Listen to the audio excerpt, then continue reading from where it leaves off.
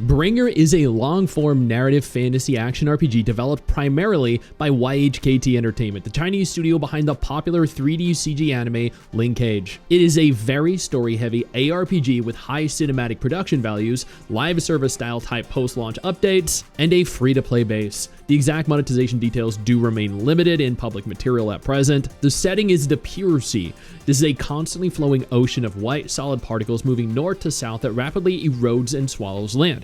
Humanity survives by living on and building cities atop the backs of colossal living beasts called longbow. This roughly translates to majestic ships or beasts. These function as mobile homes, cities, and symbiotic partners. Players take on the role of a sea walker with a unique mission. You ride various sea patrol beasts, you explore varied ecosystems, the Pure Sea itself, the longbow backs, fleeting land islands. You encounter factions with clashing ideologies, such as imperial-style states, religious groups, nature-focused groups, technology-oriented schools, etc., and you uncover buried history and conflicts. One of the standout features here is the ability to obtain and maintain your own longbow as a personal home and base. You can explore the world, riding giant creatures across the Pure Sea. There are mini-games outside the main story, and the world itself is actually explorable in the form of an old-school JRPG. It features a high-fidelity cinematic 3D CG style with a very strong anime aesthetic, leveraging the studio's animation expertise. Their strengths include movie-quality cutscenes. Some people were claiming this looked like AI, but the company is widely known as producing one of the most popular 3D CG donghua in China. You can tell this just by looking at the movie quality cutscenes that are present.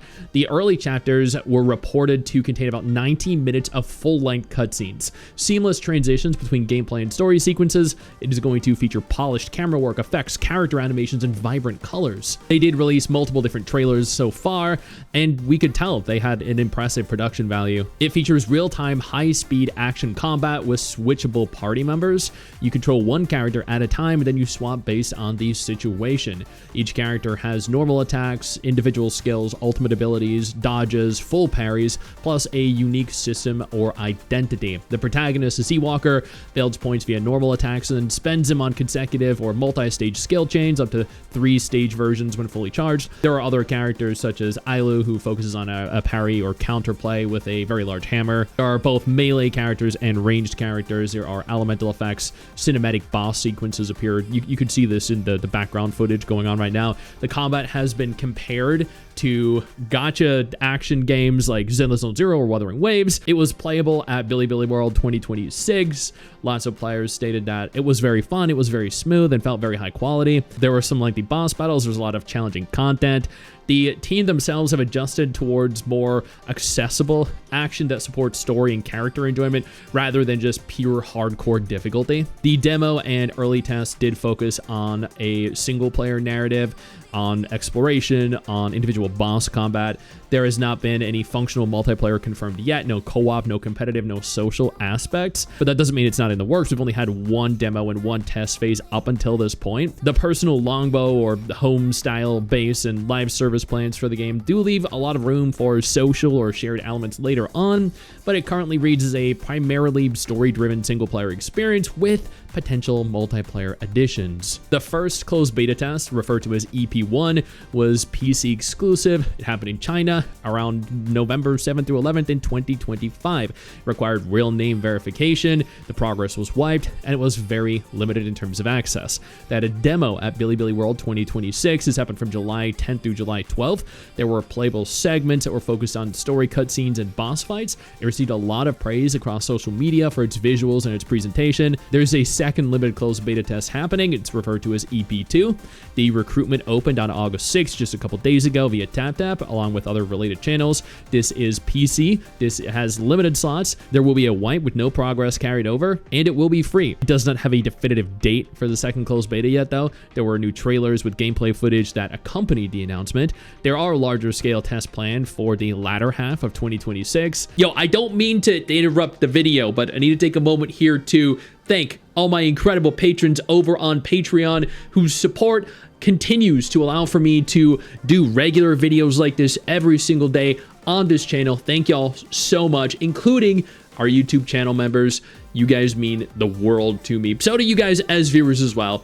Now, without further ado, let's continue. They are targeting 2026 to 2027. It looks as though the primary platform, as you can tell, first closed beta was PC only, second closed beta was PC only, are PC as the focus. It is going to have also console functionality and mobile functionality like Wuthering Waves. There has been a global release already confirmed, including Japan, along with overseas. Localization work is already underway according to the developer comments made at events. China will almost certainly launch first, as this is the primary initial market. There is also a companion 10-episode donghua, which is again a Chinese anime that is in production and expected to release around the same time. Now you might be wondering what the game is like, what you could compare it to. The Switch party action combat takes inspiration from other games like Zenless Zone Zero or Wuthering Waves that also feature high production party swap. These are also incredibly high quality Chinese action titles, much like Bringer, while also being a broader epic fantasy RPG with a very strong cinematic presentation. There have also been people that have claimed that this is very Final Fantasy reminiscent.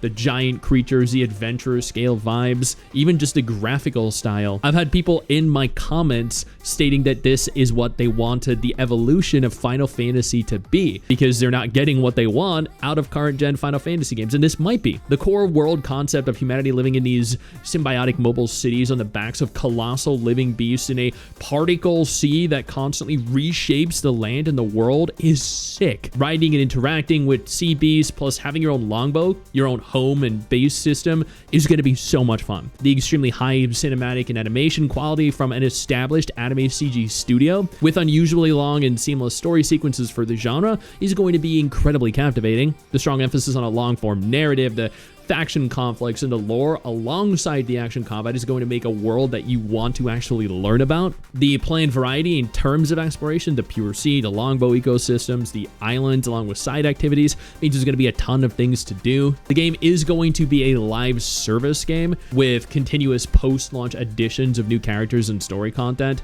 Some people are claiming that it might be a gacha game by extension. Others are saying that maybe they'll follow something more along the lines of Grand Blue Fantasy. The game is going to, of course, be free to play. Maybe you can buy the characters. Maybe you're just going to have gacha for things like cosmetics, like in Where Winds Meet.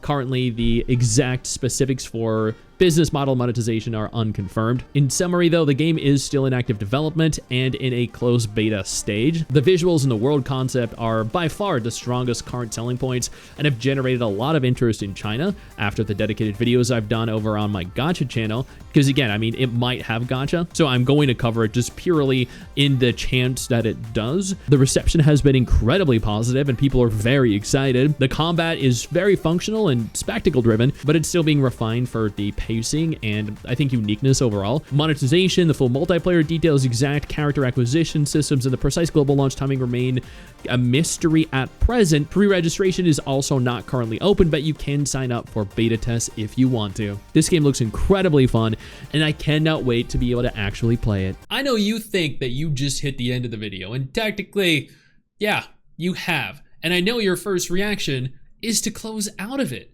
at this juncture, but don't. No, instead, I urge you to take a moment here and click one of the videos on screen that are coming up in just a moment so you remain up to date with everything going on in the gacha genre. Trust me, you are not going to regret doing so. Stay flaccid.